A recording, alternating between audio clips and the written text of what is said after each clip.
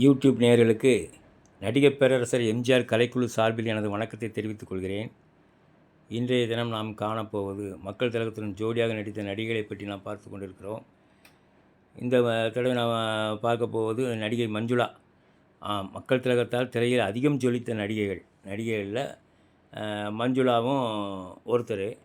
ஆனால் மஞ்சுளா வந்து எம்ஜிஆரோட அதிகம் படங்கள் நடிக்கல, 5 படங்கள். ஆனால் அந்த 5 படமுமே நல்ல வெற்றி பெற்ற படங்கள், 100 நாட்களுக்கு மேல் ஓடிய படங்கள். அதாவது 100க்கு 100% வெற்றியை பெற்ற படம் நடிகை மஞ்சுளாவும் எம்ஜிஆரும் ஜோடியாக நடித்த படங்கள். அவற்றில் முதலில் 1971 வெளிவந்த ரிக்ஷாக்காரன், மே 29 அன்று வெளிவந்தது ரிக்ஷாக்காரன். ரிக்ஷாக்காரன் படத்தில் நடிக்கும் வரை மக்கள் திலகம் ஜெயலலிதாவோடு தான் தொடர்ச்சியாக நடித்து கொண்டிருந்தார். முதல்ல ரிக்ஷாக்காரனில் தான் மஞ்சுளாவை இன்ட்ரடியூஸ் பண்ணாங்க எம்ஜிஆர் படத்தில். மஞ்சுளா நடித்த முதல் படம் ரிக்ஷாக்காரன் வந்து ஒரு மாபெரும் வெற்றி படம். வெள்ளி விழாவை 2 வாரங்களை தவற விட்ட படம். ஆனால் வசூல்லையும் சரி, எல்லாத்துலேயும் சரி, அதுவரை வெளிவந்த படங்கள் அத்தனையும் தூக்கி வீசிவிட்டது என்று தான் சொல்ல வேண்டும். 12 திரையரங்கில் 100 நாட்களை தொட்டது ரிக்ஷாக்காரன். மக்கள் திலகத்துக்கும் பாரத் பட்டம் கிடைத்தது. சிறந்த நடிப்புக்காக கொடுத்த பட்டம் பாரத் பட்டம். அந்த பட்டமும் ரிக்ஷாக்காரன் படத்திற்காக தான் கிடைத்தது. பாடல்கள் எல்லாம் பிரமாதமாக இருக்கும். அழகிய தமிழ் மகள் இவள், அந்த பாட்டெலாம் ரொம்ப ஃபேமஸான பாட்டு. பிறகு கடலோரம் வாங்கிய காற்று, அங்கே சிரிப்பவர்கள் சிரிக்கட்டும் அது ஆணவ சிரிப்பு, இது போன்ற பாடல்கள். அப்புறம் பம்பை ஊடு கொட்டி, அந்த பாட்டும் பிரமாதமான பாட்டு. முதல் 51 நாளில் 50 லட்ச ரூபாயை தாண்டின படம். 51 நாளில் 50 லட்சம். அது வந்து அந்த நேரத்தில் வந்து எதிர்பார்க்கவே இல்லை. ஈவன் பட்டிக்காடா பட்டணமாகவே 6 வாரத்தில் 30 லட்சம் கூட வரல. அதுக்கே அவங்க முழு பக்க விளம்பரம் கொடுத்து ஆகுன்னாங்க. ஆனால் இது 51 நாளில் 50 லட்சம். அதுக்கு முந்தி வருஷம் 71 வந்த படம். ஒரு பெரிய ரெக்கார்டை செஞ்சது ரிக்ஷாக்காரன் தான் எம்ஜிஆர் மஞ்சுளா நடிப்பில் வெளிவந்த முதல் படம். சத்யா மூவிஸ் தயாரித்த முதல் கலர் படமும் ரிக்ஷாக்காரன் தான். 90வது நாள் கூட 70வது நாள் கூட க்யூவில் நின்று பார்க்குறாங்களாம். பாருங்கள், விளம்பரத்தை கொடுத்துருந்தார் ஆரம் வீரப்பன். 90வது நாள் 70வது நாள் கூட க்யூவில் நின்று பார்க்குறாங்க அப்படின்னு. அது மாதிரி மஞ்சுளா வந்து இந்த படத்தில் நான் நடிக்கிறதுக்கு எம்ஜிஆர் எனக்கு வாய்ப்பு கொடுத்ததுக்கு மிக்க நன்றி அப்படின்னாங்க. ஆனால் கொஞ்ச நாள்லேயே வந்து நான் மேஜர் ஆகிட்டேன், நான் வந்து இங்கே போகிறேன், யார்கிட்ட, நம்ம இளந்தளிர் முத்துவோடு நடிக்க போகிறேன் பூக்காரியில், அப்படி இப்படின்னு சொல்லி எம்ஜிஆருடைய இதில் இருந்து வெளியே வந்துட்டேன் அப்படிங்கிற மாதிரி இவங்க அறிக்கையெல்லாம் கொடுத்தாங்க. சந்தர்ப்பவாதிகள். அதனால தான் அவன் முதலிடத்தில் இருக்க வேண்டிய ஆள் கடைசியில் ஃபீல்டை விட்டே வெளியே போயாச்சு. அவரோட கணவர் விஜயகுமார், அவர் அதுக்கு மேலே எம்ஜிஆர் ரசிகனாகவே நடித்தார் மாங்குடி மைனரில். கடைசியில் பார்த்தீங்கன்னா அவரும் எம்ஜிஆர் ஆட்சியை கலைச்ச இவர் ஆளாக போய் டிஎம்கேல போய் சேர்ந்துக்கிட்டார். அந்த கதாநாயக அந்தஸ்து எல்லாத்தையும் இழந்து கேரக்டர் ஆர்டிஸ்ட் மாதிரி வந்தார் இவர். அதுக்கப்புறம் வெளிவந்த படம் தான் இதய வீணை தெரியுமா? மணியனோட படம். உதயம் ப்ரொடக்ஷன்ஸ். இதய வீணையும் நல்ல வெற்றி பெற்ற படம் தான். 3 தேட்டரில் 100 நாள் ஓடிச்சு.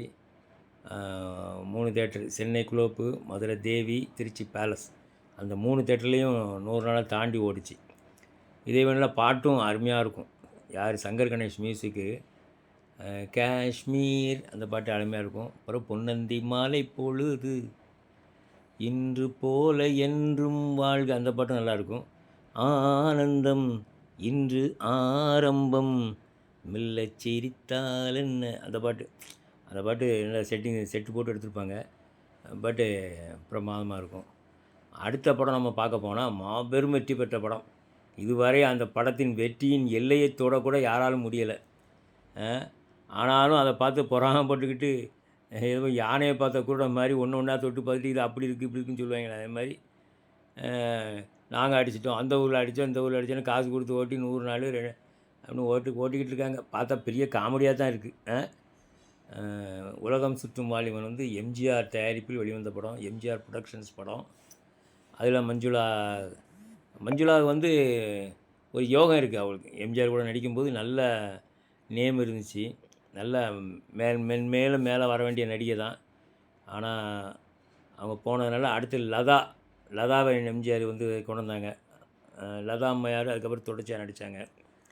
ஆனால் மஞ்சுளா வந்து உலகம் சுற்றும் வாலிபன் வந்து கிட்டத்தட்ட 25 தேட்டரில் 100 நாள். தமிழ்நாட்டில் மட்டும் 20 தேட்டரு, அப்புறம் பெங்களூரில் ஒரு 3, இலங்கையில் ஒரு 2, மொத்தம் 25 தேட்டரில் 100 நாள் ஓடிச்சு. பாடல்களை பற்றி நான் சொல்லவே வேண்டாம்.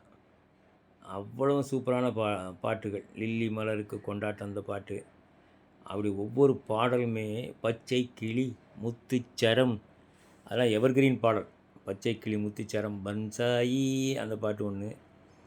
அப்புறம் உலகம் அழகு கலைகளின் சுரங்கம், நிலவு ஒரு பெண்ணாகி உலவுகின்ற அழகோ. ஆக எல்லா பாடல்களுமே அருமை. அதில் இன்னொரு பாட்டு உண்டு. உலகம் சுற்றும் வாலிபனோடு ஒரு பயணம் வந்தவள் நான். அந்த பாட்டு படத்தில் இடம் பெறலை, எடுத்துட்டாங்க. ஆனால் படத்தில் நீளம் ரொம்ப ஜாஸ்தி. எம்ஜிஆரே இந்த படத்துக்கு எடிட்டிங் பண்ணார். உமாநாத்தால் முடியலை. உமாநாத் வந்து கிட்டத்தட்ட ஒரு 6 மணி நேரம் 7 மணி நேரம் ஓட்டலாப்பில் பண்ணி வச்சுருந்தார். எம்ஜிஆர் அவ்வளோத்தையும் வெட்டி போட்டு 3 3.5 மணி நேரத்துக்குள்ளே கொண்டுட்டார் எம்ஜிஆர். அவருக்கு தெரியும் இந்தந்த காட்சிகளுக்கு முக்கியத்துவம்னு சொல்லி அழகாக இது பண்ணி எடிட்டிங் பண்ணி கொண்டுட்டார். இந்த படம் வந்து வராது, படத்தில் வந்து எல்லாம் கால் பகுதி தான் தெரியுது, மேலே தெரியாது, அப்படி இப்படின்னு கண்டமானிக்கு சொன்னாங்க. எம்ஜிஆர் வந்து சினிமாஸ்கோப் எடுக்க பார்த்தாரு. அதனால் வந்து அது சரியில்லை அப்படி இப்படின்னு சொல்லி பலவிதமான புரளிகள் கிளப்பியும் படம் வந்து அதன் ஓட்டத்தை இன்று வரை நிப்பாட்ட முடியல. இப்போ பாருங்கள், ரத்தனால திருநெல்வேலி 5 வாரம் ஓடி முடிச்சிருக்கு. 5 வாரங்கிறது என்ன சாதாரணமாக, எத்தனையோ தடவை போன வருஷம் தான் வந்துச்சு, இந்த வருஷம் வந்து ஒரு 5 வாரம் இப்படி ஓடி அதனுடைய ஓட்டத்திற்கு எல்லையே இல்லை. ஒரு பாட்டு பாடுவார் நேற்று நாளையில், எல்லை இல்லாத என் உலகம் சொல்லி பாடுவார். அதே மாதிரி நேற்று நாளை வந்து அவங்க ஜோடியாக நடித்த 4வது படம். இதுலேயும் பாடல்கள் வந்து மிக அருமையாக இருக்கும். நேற்று நாளையில் அசோகனோட சொந்த தயாரிப்பு. அசோகன் வந்து இந்த படத்தில் ரொம்ப கடனாளி ஆகிட்டாருன்னு சொல்லி கதை விட்டுக்கிட்டு இருந்தாங்க. ஆனால் அவருக்கு இந்த படம் தான் கடைசி வரை சாப்பாடு போட்டுக்கிட்டு இருந்துச்சு. இப்போ வரைக்கும் அது சாப்பாடு போட்டுக்கிட்டு தான் இருக்குது அசோகன். ஆக நேற்று நாளை ஒரு மாபெரும் வெற்றி படமாக அமைந்தது. கடைசியாக நம்ம பார்க்க போனால் நினைத்ததை முடிப்பவன் ஓரியண்டல் பிக்சர்ஸ் படம். நீலகண்டன் டைரக்ஷனில் வெளிவந்த படம். இதுலேயும் வந்து பாடல்கள் எல்லாம் பிரமாதமாக இருக்கும். பூமழை தூவி வசந்தங்கள் வாழ்த்து அந்த பாட்டுகளில் தான் பாடல்கள் எல்லாமே நல்லாயிருக்கும். திலுக்கோ தேக்கோ, அதான் கண்ணை நம்பாதே உன்னை ஏமாற்றும் அந்த பாட்டு ஒன்று. அப்புறம் எல்லா பாடல்களுமே இனிமையாக இருக்கும் இந்த படத்தில். நினைத்ததை முடிப்பவன். ஆக ஒருவர் மீது ஒருவர் சாய்ந்து அந்த பாடல். படத்தில் வந்து மஞ்சுளாவும் லதா இவங்க நடிச்சிருப்பாங்க. தானே தானே தன்னான தானா. ஆக மொத்தம் எல்லா படங்களும் 4 படங்களும் 100 நாட்களை தாண்டிச்சு. மொத்தம் வந்து 45 தேட்டரில் 100 நாள் ஓடிருக்கு. இந்த 4 படங்களும் 5 படங்களும் சேர்ந்து. உலகம் சுற்றும் 25, ரிக்ஷாக்காரன் 12, நேற்று நாளை 4, இதயவேளை 3, நினைத்ததை முடிப்பவன் 1. ஆக மொத்தம் 45 திரையரங்கில் 100 நாள் ஓடி ஒரு மகத்தான வெற்றி பெற்ற படமாகிவிட்டது. மஞ்சுளா, அதாவது மக்கள் திலகத்தோடு நடிக்கும்போது அந்த நடிகைகள் எப்பொழுதுமே நம்பர் 1ஆகத்தான் இருப்பாங்க. அது என்னென்னா அது அப்படி தான், அந்த காலத்துலேருந்தே அப்படி தான். இந்த பார்த்தால் பசித்தீரத்தில் கூட பாருங்கள், சரோஜதேவி தான் அதிக சம்பளம், 2வது தான் சிவாஜி கணேசன், 3வது ஜெமினி, 4வது சாவித்திரி. இப்படி தான் உங்கள் அபிமான நடிகர்கள்னு போட்டிருப்பாங்க. சரி நேயர்களே, நாம் வந்து எம்ஜிஆர் மஞ்சுளா ஜோடியை பற்றி நம்ம நல்லா பார்த்துட்டோம். மதுரையில் இந்த படம் 112 நாள் ஓடிச்சு. இனி அடுத்த பதிவில் அடுத்த கதாநாயகியுடன் எம்ஜிஆர் நடித்ததை பற்றி நாம் பார்க்கலாம்.